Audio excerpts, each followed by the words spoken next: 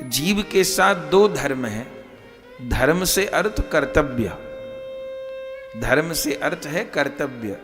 धर्म से अर्थ केवल दीपक जोड़ना और अगरबत्ती धूप बत्ती जोड़ना नहीं होता, धर्म माने कर्तव्य। तो जीव के साथ में दो धर्म माने दो कर्तव्य जुड़े हैं, एक लोक धर्म देह का धर्म और एक परम धर्म आत्म धर्म।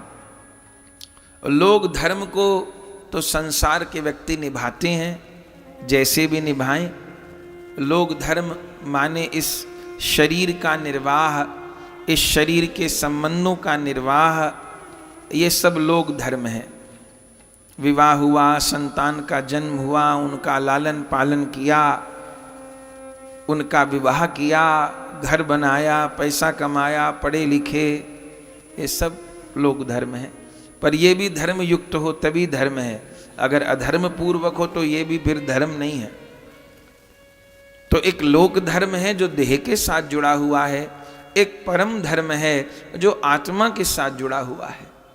लेकिन विडंबना ये है कि जीव की पूरी आयु केवल लोक धर्म देह का धर्म पूरा करने में निकल जाती है, आत्म धर्म की ओर व्यक्ति का ध्यान नहीं जाता। आत्म धर्म क्या है कि ये शरीर अपने को मिला क्यों है, इस शरीर पाने का फल क्या है, इस जीवन का अंतिम लक्ष्य क्या है। किसी से पूछो कि आप दुनिया में जो कुछ भी कोई भाग दौड़ कर रहा है, काम कर रहा है, उससे पूछो कि ये सब आप क्यों कर रहे हो, तो यही कहेगा भैया व्यापार कर रहे हैं, नौकरी कर रहे हैं, आ रहे हैं जा रहे हैं। किस लिए? बोले धन मिले, कमाई हो, इसके लिए। तो हर व्यक्ति धन की प्राप्ति में लगा है। तो कोई कुछ भी काम कर रहा है कुछ पाने के लिए, कोई पढ़ भी रहा है तो क्यों पढ़ रहे हो? बोले पढ़ करके बड़ी नौकरी लग जाएगी, नौकरी लगने से क्या होगा, धन मिलेगा। तो बोले क्यों काम कर रहे हो? बोले कमाने के लिए। फिर उससे पूछा जाए कि कमा क्यों रहे हो, तो कहेगा कैसी बात करते हो भैया, कमाएंगे नहीं तो खाएंगे क्या?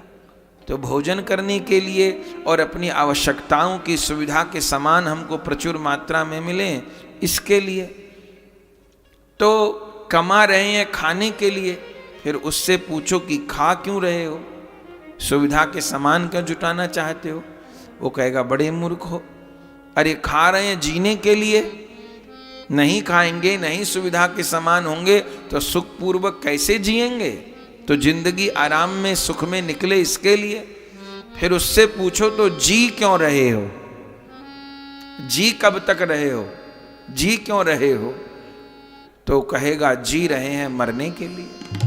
कब तक जी रहे हैं? जब तक मौत नहीं आती तब तक जी रहे हैं। तो ये कैसी पहेली है, कमा रहे हैं खाने के लिए, खा रहे हैं जीने के लिए और जी रहे हैं मरने के लिए। ये जीवन नहीं हो सकता। माता जी ने पूछा परम धर्म क्या है? बोले परम धर्म ये है कि इस देह के रहते, इस जीवन के रहते उस जीवन धन को पा लिया जाए, उस जीवन धन का साक्षात्कार हो जाए, उस जीवन धन की प्राप्ति हो जाए। तो हे मेरे नाथ, हे मेरे गुरुदेव, मैं आपकी शरण हूं। उस जीवन धन की प्राप्ति कैसे हो, उनकी प्राप्ति का, उन परम प्रभु की प्राप्ति का उपाय क्या है? बोली माता जी प्रभु की प्राप्ति के अनेक उपाय ग्रंथों में कहे गए हैं। कोई महात्मा ज्ञान मार्ग से चलकर प्रभु तक पहुंचते हैं, कोई योग मार्ग से चल करके प्रभु तक पहुंचने का प्रयास करते हैं, कोई कर्म वाले मार्ग पर चल करके प्रभु तक पहुंचने का प्रयास करते हैं। लेकिन सर्वोपरि भगवान की प्राप्ति का जो मार्ग है वह भक्ति मार्ग है, जो सबसे सरल है, सबसे सबल है और जहां पर पतन की संभावना नहीं है, जो सबसे सहज है। कैसे सहज है? बोले ज्ञान वाले मार्ग में सब कुछ त्यागना होता है, सब कुछ त्याग करके तब ज्ञान वाले मार्ग पर चला जाता है, बढ़ा जाता है। योग वाले मार्ग पर भी बड़े बड़े कठिन नियम हैं, बड़े बड़े कठिन अभ्यास हैं, कोई कर सके तो उसको प्रणाम है, बाकी तो प्रदूषण इतना है कि योग में सिद्धि होना बड़ा कठिन ही है। तो ज्ञान मार्ग भी है, योग मार्ग भी है, और कर्म मार्ग, कर्म वाला भी एक मार्ग है। लेकिन गोस्वामी तुलसीदास जी कहते हैं, कर्मन की गति अद्भुत पाई, पुण्य करत पातक हो जाई। कर्मों की गति इतनी गहन है कि पुण्य करने चलिए तो पुण्य करते करते पातक हो जाएगा। यज्ञ करने चले कि पुण्य होगा, लेकिन यज्ञ में शुद्ध घी ही नहीं मिला और कहीं अशुद्ध घी से आहुति डाल दी तो क्या होगा? तो पुण्य की जगह पाप हो जाएगा। यज्ञ करने चले पुण्य की प्राप्ति के लिए, पर लकड़ी ही ठीक नहीं थी, लकड़ी के भीतर ही कोई जीव थे, लकड़ी सूखी नहीं थी, लकड़ी के भीतर जीव थे, उस लकड़ी को अग्नि में डाला, वो जीव जल गए, तो पुण्य के स्थान पर पाप हो गया। तो कर्म कांड वाला मार्ग भी कहां तक पहुंचाएगा? पुण्य करत पातक हो जाई, बड़ी गड़बड़ है। तो फिर एकमात्र उपाय है भक्ति। तो भक्ति की क्या महिमा है?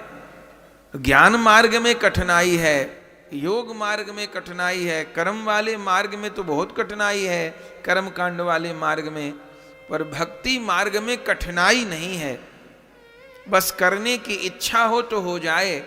इस भक्ति मार्ग का मूल सूत्र क्या है? भक्ति मार्ग का मूल सूत्र है शरणागति। ये मन स्वीकार कर ले कि मैं श्री कृष्ण का ही हूं, मुझे श्री कृष्ण को ही प्राप्त करना है, मैं श्री कृष्ण का हूं और श्री कृष्ण ही मेरे हैं। ये भक्ति मार्ग का मूल है। इस भक्ति मार्ग में मूल है शरणागति, और इसमें कुछ छोड़ना भी नहीं।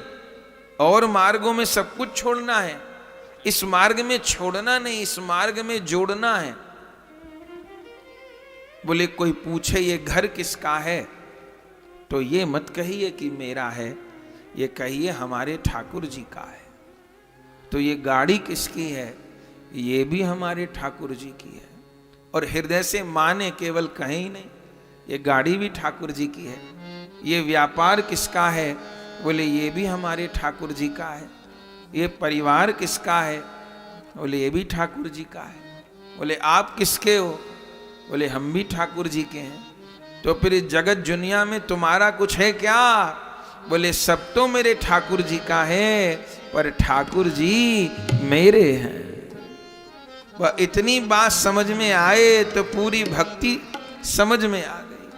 अस अभिमान जाई जनी भोरे, मैं सेवक रघुपति पति मोरे। तो प्रभु मेरे हैं और मैं प्रभु का हूं, तो फिर इस संसार का निर्वाह कैसे हो, गृहस्थ का निर्वाह कैसे हो, संबंधों का निर्वाह कैसे हो। बोले मेरे सब परिवार के जन भी मेरे प्रभु के ही हैं, ठाकुर जी के ही हैं। तो फिर इनके प्रति जो कर्तव्य है, बोले इनके रूप में प्रभु ही मुझसे सेवा ग्रहण कर रहे हैं। बेटे के प्रति कर्तव्य, बेटी के प्रति कर्तव्य, पति पत्नी के प्रति कर्तव्य पूर्ति करके इन रूपों में प्रभु ही मुझसे सेवा ले रहे हैं। ये मेरी ड्यूटी है, मेरा कर्तव्य है, पर उस कर्तव्य को भगवत बुद्धि से किया जाए। इन रूपों में प्रभु ही मुझसे सेवा ग्रहण कर रहे हैं, ये मान करके किया जाए, तो वो संसार का कर्तव्य कर्म भी सेवा है। अपने घर में सभी को सफाई करनी है तो केवल कर्म है, लेकिन अपने घर को वृंदावन मान करके, अयोध्या मान करके यहाँ प्रिया प्रियतम विहार करते हैं, इस भाव से यदि बुहारी झाड़ू किया जाए तो वो घर को साफ करना भी भक्ति है।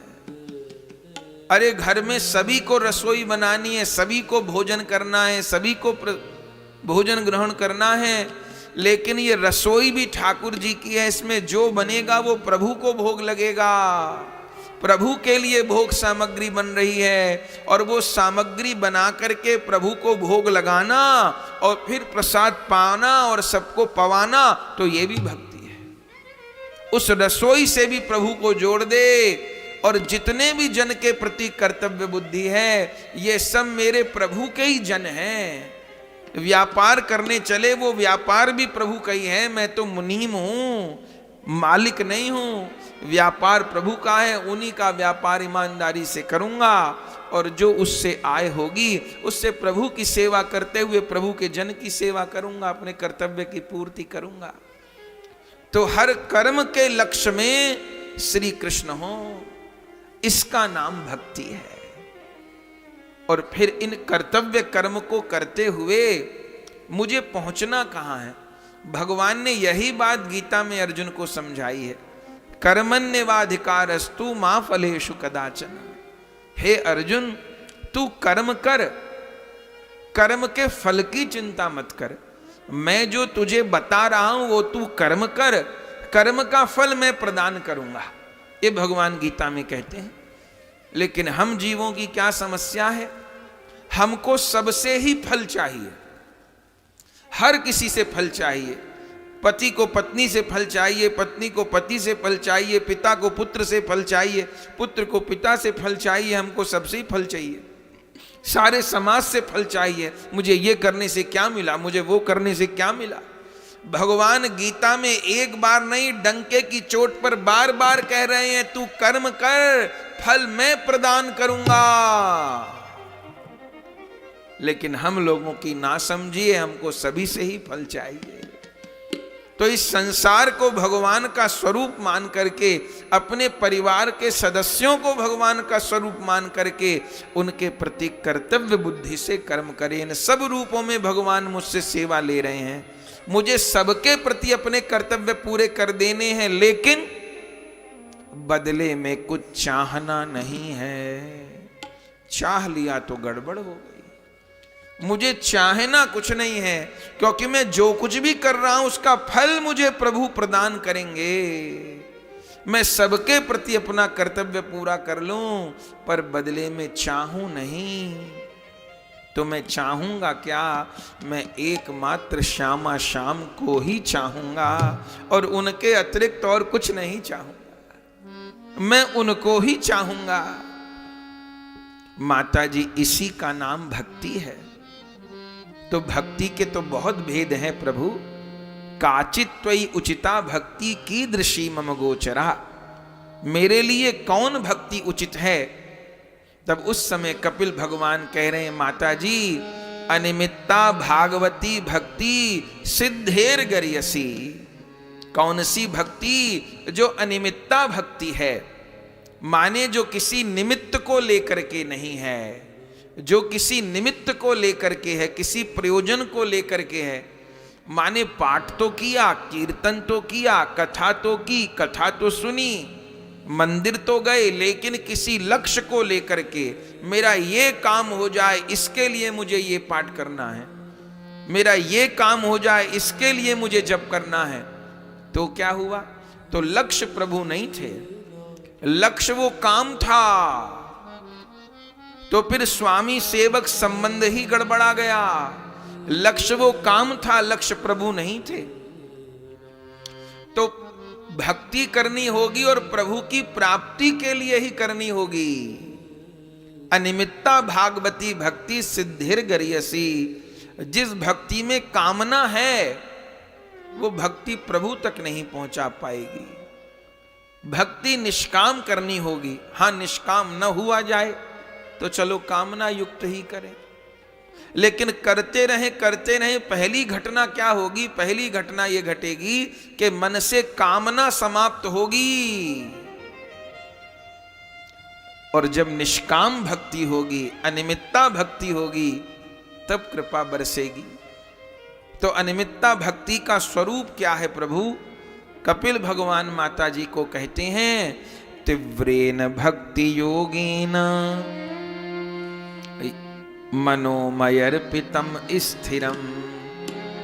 इस अनिमित्ता भक्ति का आशय है, उद्देश्य है कि अपने मन को श्री कृष्ण में स्थिर कर दिया जाए। मनोमयर्पितम स्थिरम, श्री कृष्ण में मन स्थिर हो जाए, माने उनका चिंतन बना रहे। अब ये तो बड़ा कठिन है। हम लोग कहेंगे कि घर का काम करें कि भगवान का चिंतन करें। पर यही बात अर्जुन ने भी भगवान से पूछी। अरे अर्जुन तो युद्ध लड़ रहे थे, हमें युद्ध थोड़ो लड़ना है। अर्जुन तो युद्ध लड़ रहे थे, पर भगवान आज्ञा करते हैं मुझ में मन स्थिर करके तू युद्ध कर, मुझ में मन लगा करके तू युद्ध कर। और अर्जुन ने यही किया। जब तक भगवान में मन नहीं लगाए तब तक सफल नहीं हुए। कौरवों ने, दुर्योधन ने अपने युद्ध में मन लगाया, प्रभु में मन नहीं लगाया तो सब निष्फल हो गए, सब मारे गए। और अर्जुन में, प्रभु ने में मन लगा करके, प्रभु को अपना मान करके, प्रभु की आज्ञा से मैं युद्ध कर रहा हूं, प्रभु की प्रसन्नता के लिए मैं युद्ध कर रहा हूं। तो क्या किसी को मारने से भगवान प्रसन्न होते हैं क्या? लेकिन उस समय अर्जुन ने अपने उस धर्म को, धर्म माने जो उस समय का उसका कर्तव्य था, उस कर्तव्य को भगवान की सेवा मान करके किया। न तो अर्जुन कह रहे थे इनमें कोई मेरा चाचा लगता है, कोई ताऊ लगता है, कोई भतीजा लगता है, कोई भांजा लगता है, मैं कैसे मारूं? भगवान ने कहा मेरी आज्ञा है, इस समय तेरा यही धर्म है, तू मेरी सेवा करके महाभारत का युद्ध कर। न तो मैं चक्र लेके सबको मार सकता हूं, लेकिन तेरे द्वारा मुझे भक्ति योग को स्थापित करना है, तो मेरी आज्ञा मान करके मेरी प्रसन्नता के लिए तो युद्ध कर। तो अर्जुन ने करताल बजा करके कीर्तन किया हो ऐसा तो नहीं लिखा। अर्जुन ने तो धनुष बाण चला करके इतने इतने उन कौरवों का संहार किया, लेकिन उस कर्म को भगवान की आज्ञा से किया, भगवान का कर्म भगवान की प्रसन्नता के निमित्त किया, तो अर्जुन परम पद को पा गए। तो मनोमयर्पितम स्थिरम तीव्रेन भक्ति योगेन, तीव्र भक्ति योग का स्वरूप यह है कि प्रभु में मन स्थिर किया जाए। तो प्रभु में मन स्थिर कैसे हो? देवहूति माता जी ने पूछा, तब कपिल भगवान ने कहा सताम प्रसंगान मम वीर्य संविदो भवन्ति हत्कर्ण रसायना कथा तज्जोषणादाश्प पवर्ग वर्तमनी श्रद्धारतिर्भक्तिरनुक्रमिष्यति।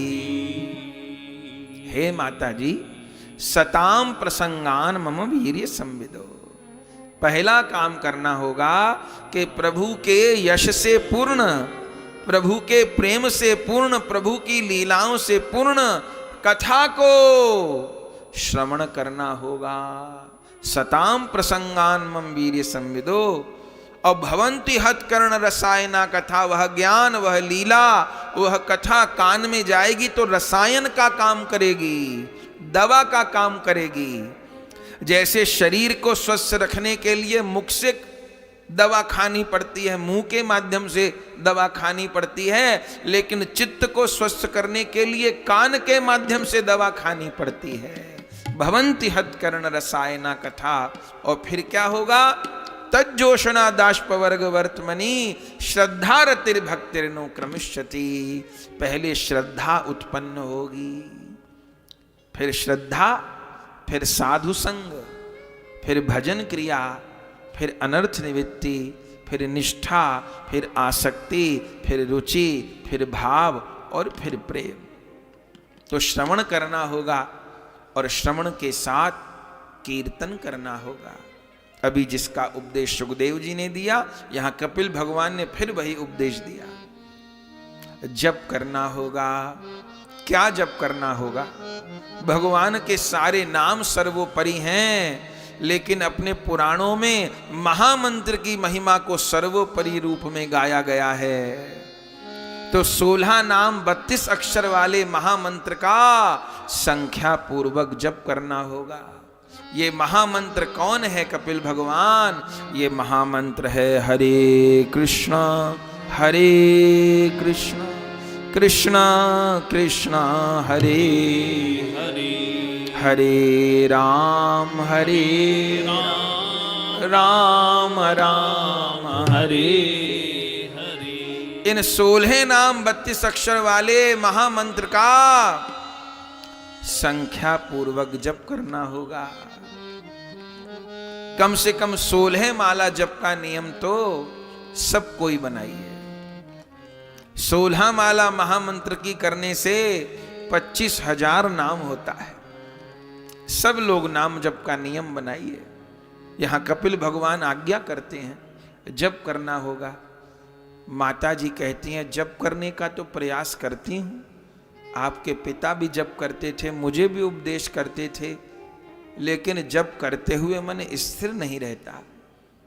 तब कपिल भगवान कहते हैं माता जी जप करने में मन इसलिए नहीं लगता चूंकि प्रभु के रूप का चिंतन नहीं बनता, लीला का चिंतन नहीं बनता। जीभा के द्वारा नाम जप होता है और इस मन को हम लोग खुला छोड़ देते हैं। हाँ, मन न लगे तो भी नाम तो नहीं छोड़ना, लेकिन जिसको विशेष लाभ चाहिए उसको नाम जप के साथ में, मंत्र जप के साथ में प्रभु के रूप का ध्यान करना होगा। जैसे ध्यान के लिए कहा, माता जी ने कहा तो आप मुझे ध्यान योग का उपदेश करिए। तब श्री कपिल भगवान ने माता जी को ध्यान योग का उपदेश किया है। यहाँ पर श्री कपिल भगवान भी माता जी को उपदेश कर रहे हैं। हम लोग भी जैसे कपिल भगवान आज्ञा किए उसी प्रकार ध्यान करने का प्रयास करें। आप सब सावधान होकर के बैठें और नेत्र बंद करके जैसे जैसे कपिल भगवान बता रहे हैं राधा गोविंद के दिव्य रूप का ध्यान करने का अभ्यास करें। माता जी संचिंतये भगवत चरणारविंदम, संचिंतये भगवत चरणारविंदम, वज्र अंकुश ध्वज सरोरुह लांछनाढयम्, अंकुश ध्वज सरोरुह लांछनाढयम्, उतुंग रक्त विलसन नख चक्रवाल, रक्त विलसन नख चक्रवाल, जो सना भी आहत महा हृदय अंधकार, जो सना भी आहत महा हृदय अंधकार, संचिंतयेत् भगवतः चरणारविंदम्, संचिंतयेत् भगवतः चरणारविंदम्, भगवत चरणारविंदम्,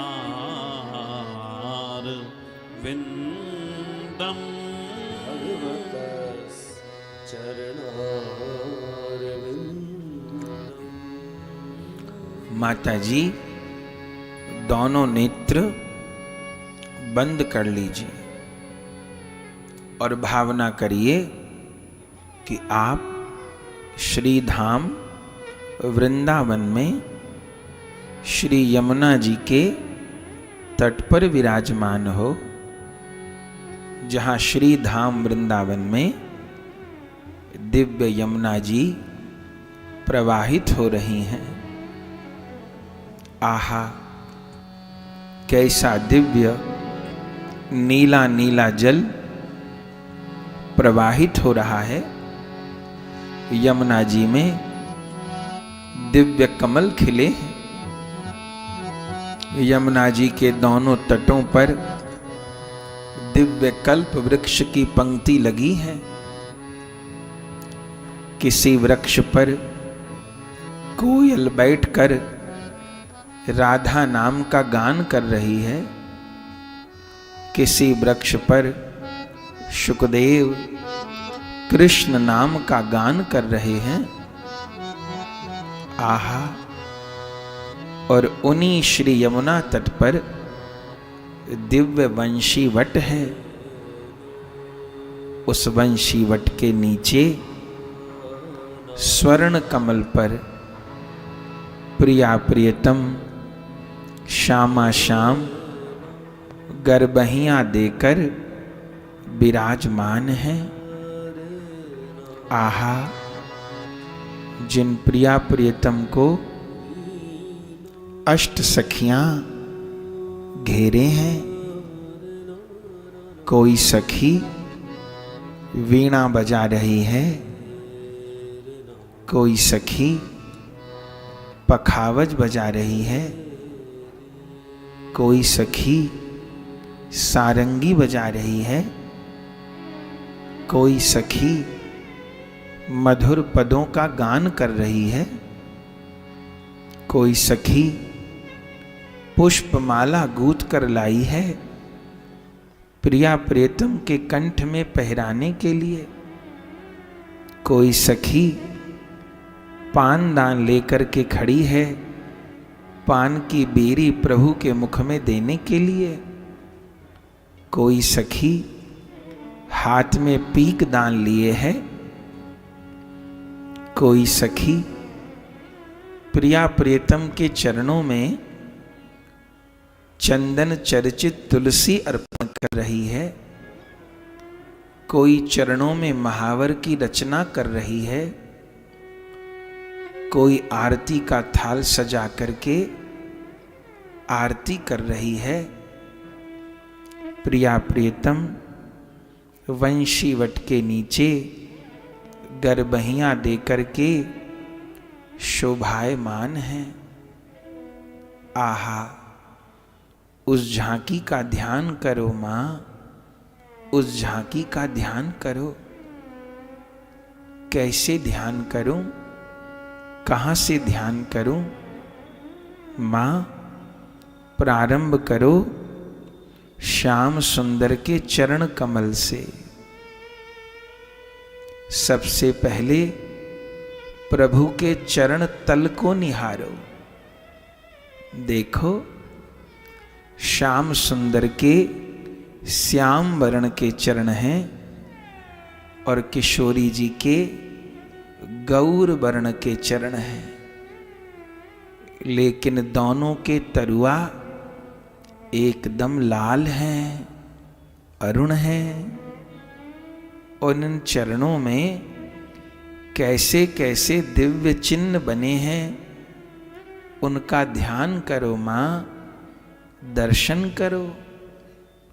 श्याम सुंदर के चरण में अंकुश का चिन्ह है मां। अंकुश के चिन्ह का ध्यान करने से क्या होगा? जैसे हाथी चलाने वाला महावत अपने हाथ में अंकुश लिए रहता है और उस छोटे से अंकुश से इतने बड़े हाथी को वश में कर लेता है।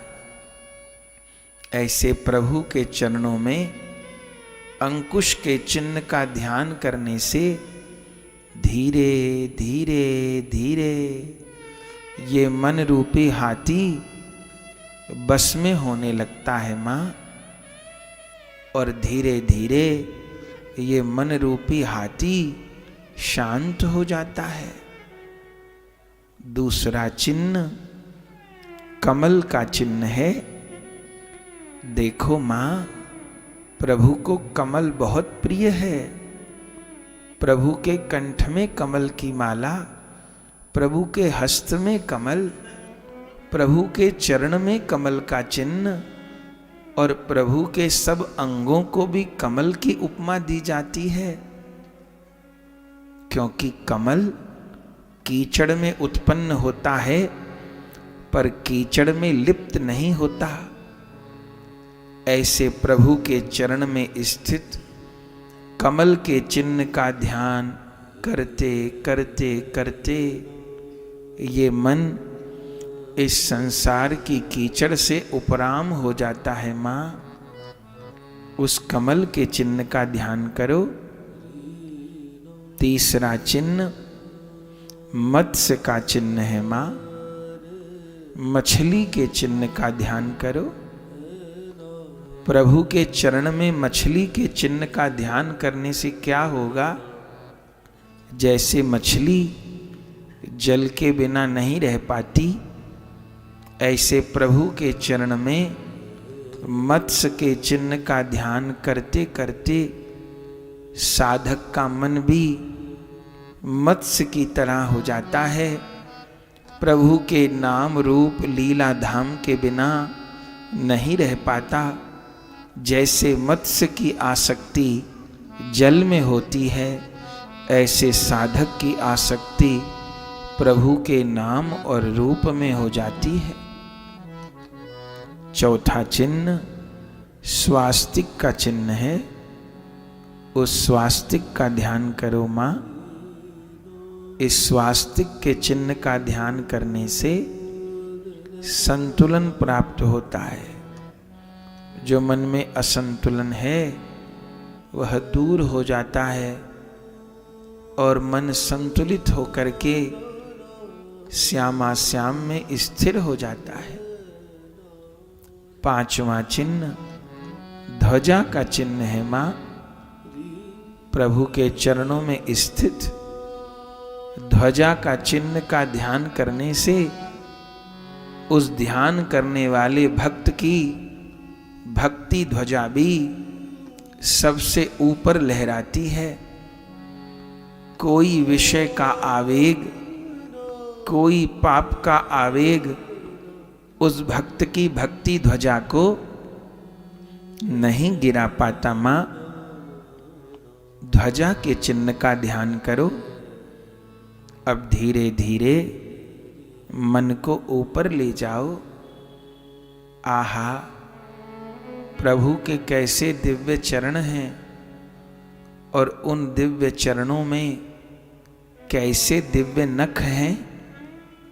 आहा, प्रभु के दिव्य नख से प्रकाश निकल रहा है। उस दिव्य प्रकाश से सारा वृंदावन आलोकित हो रहा है। आहा, मेरे प्रभु के चरण नख की चंद्रिका कितनी अद्भुत है। प्रार्थना करो, हे श्याम सुंदर, अपने चरण नख के प्रकाश से मेरे हृदय को भी आलोकित कर दो। मेरे हृदय के अंधकार को दूर कर दो। प्रार्थना करो मां, कैसा दिव्य आलोक है, कैसी दिव्य आभा है। अब धीरे धीरे मन को ऊपर ले जाना है। प्रभु के चरण में पायल शोभायमान है, जिसमें असंख्य छोटे छोटे नूपुर लगे हैं। जानती हो मां, ये नूपुर कौन है? ये प्रभु के दास्य रस के भक्त हैं, जो प्रभु के चरणों की पायल के नूपुर बन गए हैं।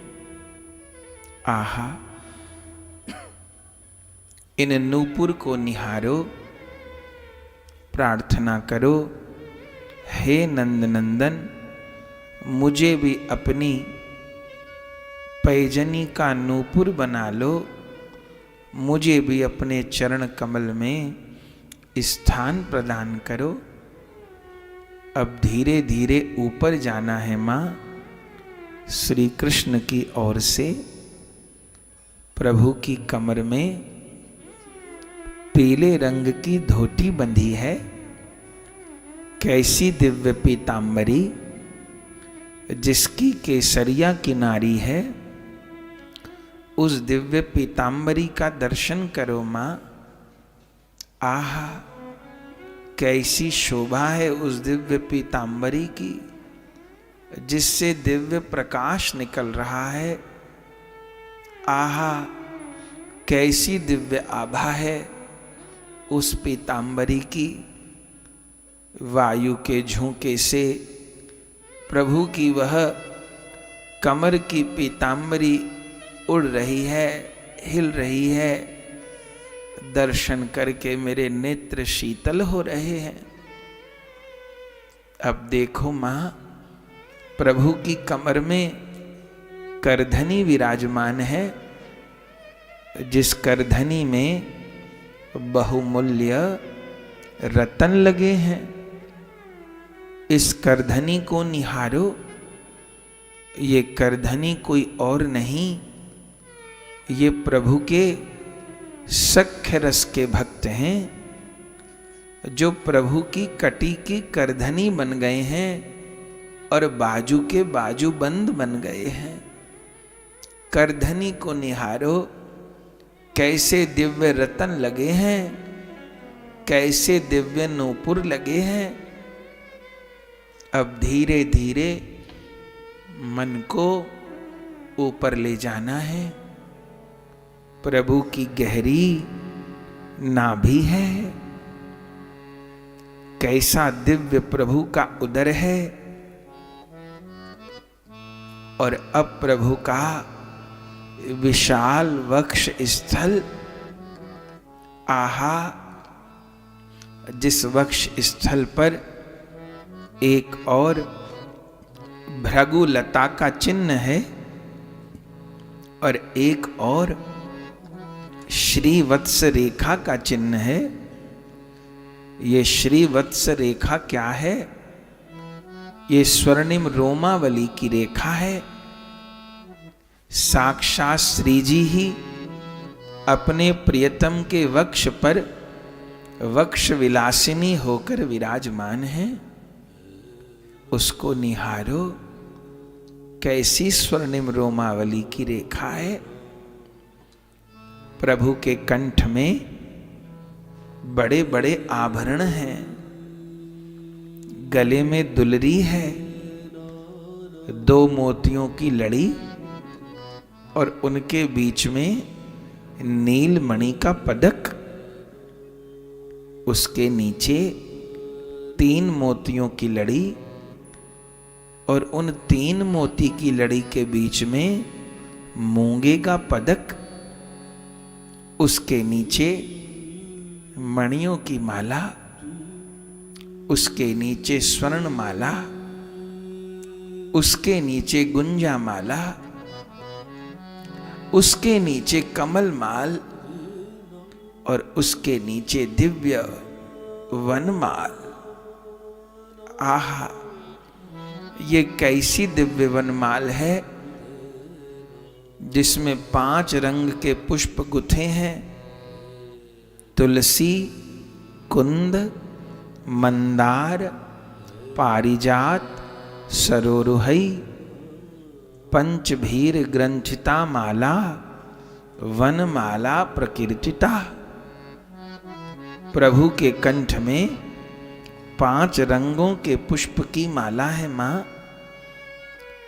श्वेत रंग के पुष्प शांत रस के भक्त हैं, नीले रंग के पुष्प दास्य रस के भक्त हैं, हरे रंग के पुष्प सख्य रस के भक्त हैं, पीले रंग के पुष्प वात्सल्य रस के भक्त हैं और लाल रंग के पुष्प मधुर रस के भक्त हैं मां। प्रभु ने अपने भक्तों के मन को सुमन बना के अपने कंठ की माला में पिरो लिया है। अपने हृदय से लगाकर अपने भक्तों को प्रभु रखते हैं। प्रार्थना करो, हे नंद नंदन, मुझे भी अपनी माला में पिरो लो। मेरा मन तो सुमन नहीं है, पर मेरे मन को सुमन बना के अपनी माला में पिरो लो। जो पुष्प उत्पन्न हुआ है उसको नष्ट तो होना है, मुरझाना है, लेकिन जो पुष्प आपकी माला में पहुंच गया वो अमर हो गया, वो अविनाशी हो गया। हे नंद नंदन, मेरे मन को सुमन बना के अपनी माला में पिरो लो। प्रार्थना करो, उस माला का ध्यान करो मां। अब देखो प्रभु की लंबी लंबी भुजाएं। आहा, कैसी शोभा है प्रभु की भुजाओं की, जिनमें बाजूबंद बंधे हैं।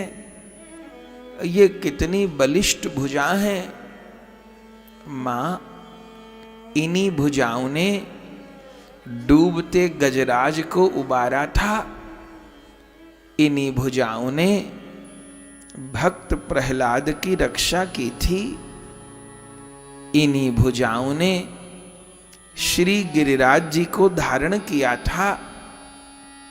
प्रार्थना करो, हे नंद नंदन, मुझे भी अपनी इन भुजाओं के आश्रय में ले लो। हे श्याम सुंदर, अपनी भुजाओं के आश्रय में लेकर मुझे निर्भय कर दो, अभय कर दो। प्रभु की उन बलिष्ठ भुजाओं का ध्यान करो मां। अब देखो प्रभु की कलाई, जिनमें मणियों के कड़ोला सुशोभित हैं, कैसी शोभा हो रही है। पद्म राग मणियां प्रभु के कड़ूला में लगी हैं। और अब देखो प्रभु के हस्त कमल, आहा, कैसे दिव्य हस्त कमल हैं।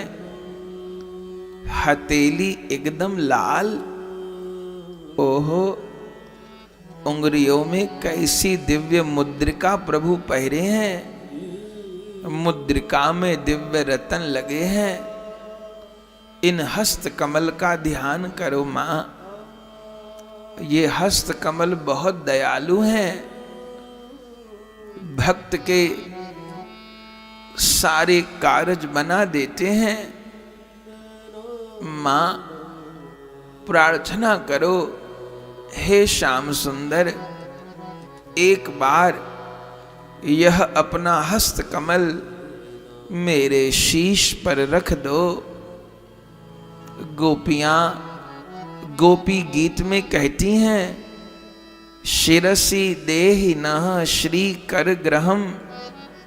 हे गोविंद, जिस हस्त कमल से प्रिया जी का पाणी ग्रहण किया है, वही हस्त कमल शिरसी देहि नः हमारे सिर पर विराजमान कर दो, निर्भय कर दो, अभय कर दो।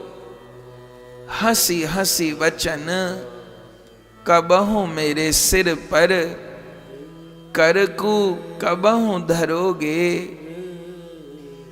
बिहसी बिहसी इन नैनन में यह सुंदर रूप भरोगे। सहचरी शरण रसिक आशिक मोहि, गोविंद कबहू करोगे। कृपा सिंधु चित चोर कहावत, मेरे चित को कबहू हरोगे। कही कही वचन बिहसी मेरे सिर पर, करकूं कबहू धरोगे। हे नंद नंदन, अपना हस्त कमल एक बार मेरे शीश पर रख दो। प्रार्थना करो। देखो मां, धीरे धीरे मन को ऊपर ले जाना है। कैसी प्रभु की दिव्य ग्रीवा है और कैसी प्रभु की चिबुक। चिबुक पर हीरा दमक रहा है। कैसे प्रभु के लाल अधरोष्ट अधर कमल, कैसी प्रभु की उन्नत नासिका और कैसा नासिका में बुलाक, कैसे गोल कपोल। आहा, दर्शन करके मैं कृतार्थ हो रही हूँ। प्रभु अपने हस्त कमल में वंशी लिए हैं और अधरों पर वेणु पधरा के कैसा दिव्य वेणुनाद हो रहा है। आहा, मेरी आत्मा का स्नान हो रहा है। मेरी आत्मा पवित्र हो रही है। वह कैसा दिव्य वेणुनाद है। उस वेणु को सुन करके ब्रज की सारी लता पता विभोर हो रही हैं। यमुना जी का जल स्तंभित हो रहा है, गिरिराज जी द्रवीभूत हो रहे हैं, सबके नेत्रों से अश्रु प्रवाह हो रहा है। कैसी वह दिव्य वेणु है जो बरबस चित्त का हरण करने वाली है। आहा, उस वेणुनाद को, उस वंशी नाद को श्रवण करो, श्रवण करो। कैसी प्रभु की नासिका और नासिका का बुलाक, कानों का कुंडल। जानती हो माँ ये बुलाक और कुंडल कौन है? ये तो मधुर रस के भक्त हैं जो प्रभु के अधर और कपोलों का चुंबन कर रहे हैं। आहा, उन बुलाक और कुंडल का दर्शन करो। कैसी नासिका है, कपोल हैं, और प्रभु के बड़े बड़े कमल जैसे नेत्र हैं। आहा, कैसे कमल जैसे नेत्र हैं जो सजल हैं। माँ, प्रभु के चरणों में, प्रभु के नयनों में जो जल है ये करुणा का सिंधु है। निहारो, प्रार्थना करो। हे राजीव लोचन, हे कमल नयन, एक बार कृपा भरी दृष्टि से मुझे निहार लो। मैं आपको पुकार रही हूँ प्रियतम। आप तक पहुँचने की मुझ में सामर्थ्य नहीं, मुझ में साधन नहीं, मुझ में नियम नहीं, मुझ में संयम नहीं। बस आपके नाम का आश्रय लिया है। हे नंद नंदन, मैं तो आपको नहीं देख पा रही, पर आप मुझे देख लो। एक बार कृपा भरी दृष्टि मुझ पर डालो। एक बार आपकी कृपा भरी दृष्टि पड़ते ही मेरे जन्म जन्म के दुख की निवृत्ति हो जाएगी। हे श्याम सुंदर, एक बार कृपा भरी दृष्टि से मुझे देख लो। एक बार प्रेम भरी दृष्टि से मुझे देख लो। मेरा उद्धार करो। निहारो, उन कृपा भरे नेत्रों को निहारो। अब प्रभु की भ्रकुटी को देखो मां, कैसी धनुषाकार भ्रकुटी है, और दोनों भ्रकुटी के बीच में दिव्य गोरोचन का तिलक लगा है। स्वर्ण की तरह दमक रहा है गोरोचन का तिलक। तिलक और केसर चंदन की महीन पत्रावली है, जिन पत्रावली के बीच बीच में सखियों ने राधा नाम अंकित कर दिया है। राधा राधा राधा। और वह चंदन केसर की पत्रावली कपोल तक बनी है। उसका ध्यान करो, दर्शन करो। धीरे धीरे मन को ऊपर ले जाओ। प्रभु के शीश पर मयूर पंख का मुकुट शोभायमान है। एक और शीश फूल शोभायमान है। दर्शन करो मां। दर्शन करो। ये मुकुट कोई और नहीं, ये तो वात्सल्य रस के भक्त मुकुट बन गए हैं। मानो मुकुट बन के अपने प्रभु को आशीष दे रहे हो। ऐसे ही मुस्कुराते रहो, ऐसे ही प्रिया जी के साथ विहार करते रहो। ये समय ठहर जाए, हमें सेवा में रख लो, हमें निकट रखो। हे प्रिया प्रियतम, प्रार्थना करो, मुकुट में अपने मन को अटकाओ।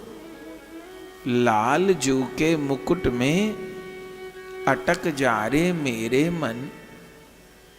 लली जू की चंद्रिका को चितवो तू प्रेम से।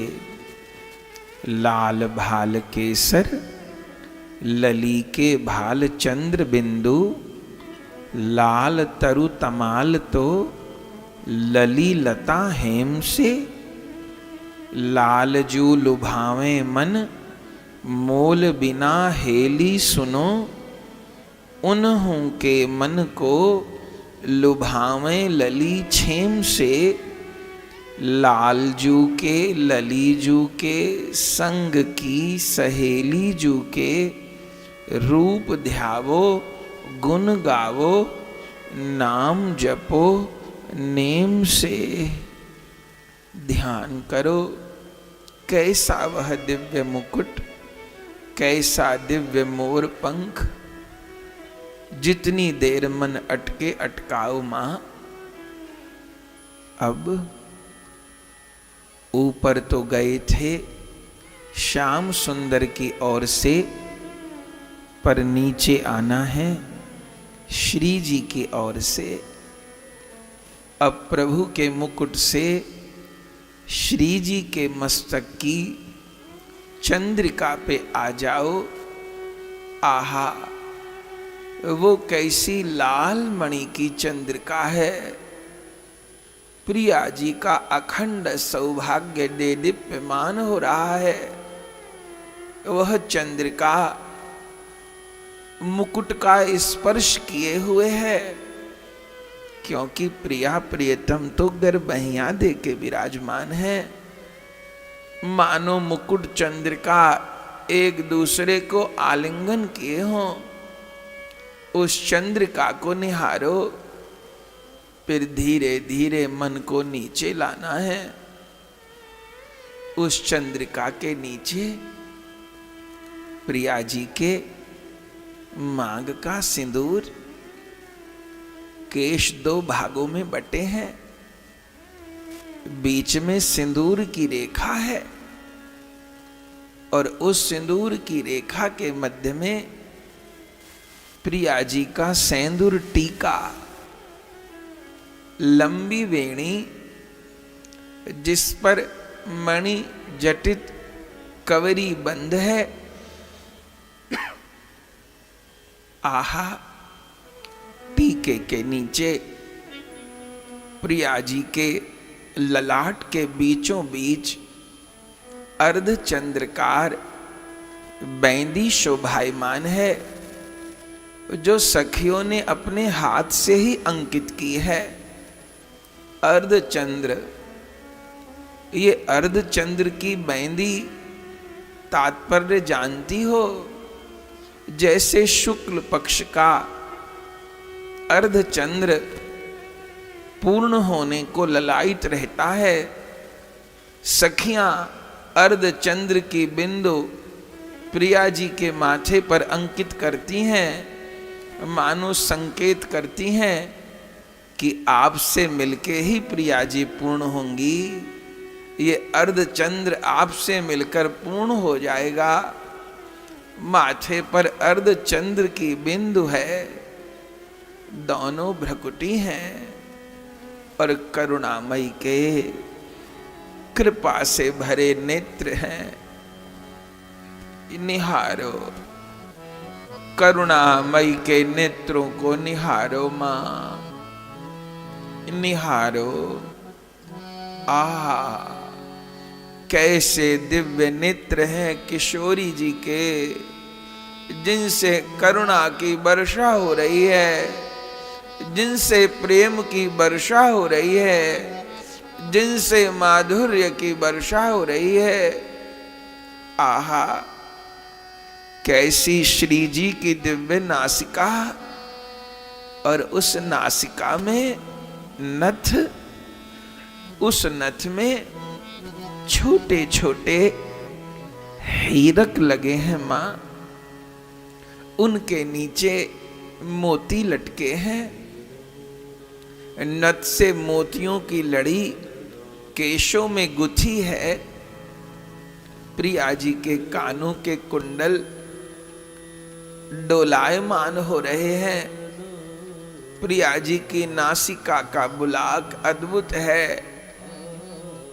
कैसे प्रिया जी के दिव्य अधर कमल हैं, जो कृष्ण नाम लेते हुए स्पंदित हो रहे हैं, जो कृष्ण प्रेम में स्पंदित हो रहे हैं। प्रिया जी की दिव्य ग्रीवा, और उस ग्रीवा में दुलरी मोतियों की लड़ी, और उसमें एक बड़ा हीरा जिसमें अरुण वर्ण से लिखा है, मेरे श्याम सुंदर। आहा, प्रिया जी कंठ में कृष्ण नाम को धारण किए हैं, और श्याम सुंदर कंठ में राधा नाम को धारण किए हैं। कैसी शोभा है। फिर कितने कितने मणियों के हार, कैसे वर्णन हो। प्रिया जी की कंचुकी और प्रिया जी की भुजबल्ली, एक भुजा श्याम सुंदर के कांधे पर रखे हैं, एक भुजा के हस्त कमल में नील वर्ण का कमल लिया है। नवल किशोर नवल नागरिया, इनकी भुजा श्याम भुज ऊपर, श्याम भुजा अपने उर्धरिया। नवल किशोर नवल नागरिया, श्याम सुंदर ने अपनी भुजा प्रिया जी के स्कंध पर रखी है, और प्रिया जी ने अपनी भुजा श्याम सुंदर के स्कंध पर रखी है। आहा, शोभा को निहारो। कंचुकी, चूनरी, लहंगा, साड़ी। जानती हो मां, ये प्रिया जी की नीली साड़ी कौन है? कोई और नहीं, नील वर्ण श्याम सुंदर ही प्रिया जी की नीली साड़ी बन गए हैं, और पीत वर्णा राधिका ही श्याम सुंदर का पीला पीतांबर बन गई हैं। मानो पीत वर्णा राधिका पीला पीतांबर बन के अपने श्याम सुंदर को अंक माल दिए हों, और नील वर्ण श्याम सुंदर नीली साड़ी बन के प्रिया जी को आलिंगन किए हों। आहा, प्रिया जी की उस नील साड़ी को निहारो मां, कैसी शोभा है। आहा, देख करके हृदय पावन हो रहा है। धीरे धीरे मन को नीचे लाना है। धीरे धीरे प्रिया जी के चरणों को निहारो। आहा, कैसे दिव्य चरण हैं। लाडली के चरण कोमल माखन से भी प्यारे, इनकी लेके शरण बीते जीवन इन्हीं के सहारे। जिसने भी इनका सहारा लिया, समझो कि त्रिलोक उसका हुआ।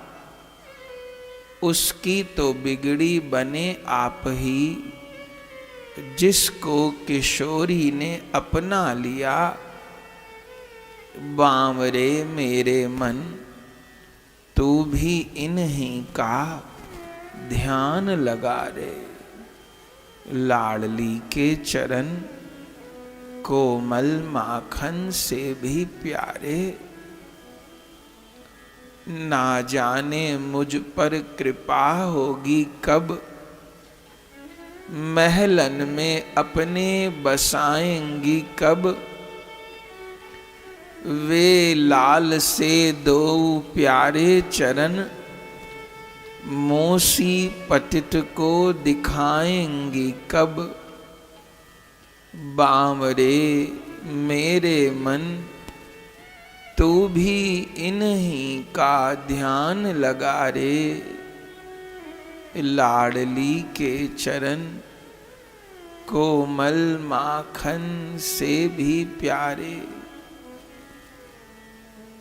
ध्यान करो, कैसे सुंदर चरण हैं, दूध के जैसे, मानो दूध में केसर डाल दी हो ऐसा वर्ण चरण का। और उस पर महावर की महीन रचना हो रही है। आहा, चरणों में नूपुर है, चरणों में महावर लगी है, उंगलियों में बिछुआ शोभायमान है। मां, प्रिया जी के चरणों में जो नूपुर है, इस पायल में जितने नूपुर हैं, इन सब नूपुरों में समस्त जीवों के सौभाग्य की कुंजी है। जो प्रिया जी के चरण का आश्रय ग्रहण करेगा, उसी का भाग्योदय होगा, उसी को अपने भाग्य की कुंजी प्राप्त होगी। इन चरणों को निहारो मां। अब भावना करो, हमने अपना शीश प्रिया प्रियतम के चरणों पर रख दिया। मैंने अपना शीश प्रिया प्रियतम के चरणों पर रख दिया। प्रिया प्रियतम मेरे शीश पर हाथ फेर रहे हैं। अब रोना है तो रो लीजिए, जो कहना है सो कह लीजिए। हे प्रिया प्रियतम, आप ही तो हमारे हो। हा प्यारे, हा प्यारी, आप ही प्राण हमारे हो। मिल जाओ, मति तड़ पाओ। मिल जाओ, मति तड़ पाओ। हमसे भय क्यों न्यारे हो। मैंने अपना शीश प्रिया प्रियतम के चरणों पर रख दिया। प्रिया प्रियतम अपना हस्त कमल मेरे माथे पर फिरा रहे हैं। प्रार्थना करो, हे श्यामा श्याम, मैं आपको कैसे पाऊं। मुझ में साधन नहीं, संयम नहीं, नियम नहीं। दिन दिन ये जीवन क्षीण हो रहा है। निरंतर कोई न कोई काल के मुख में जा रहा है। निरंतर आयु क्षीण हो रही है। पता नहीं कौन दिन जीवन का अंतिम दिन होगा। बस एक ही चाह है, जीवन में काल आए, उससे पहले गोपाल आ जाए। मुझे काल ग्रहण न करे, मुझे गोपाल ग्रहण करे।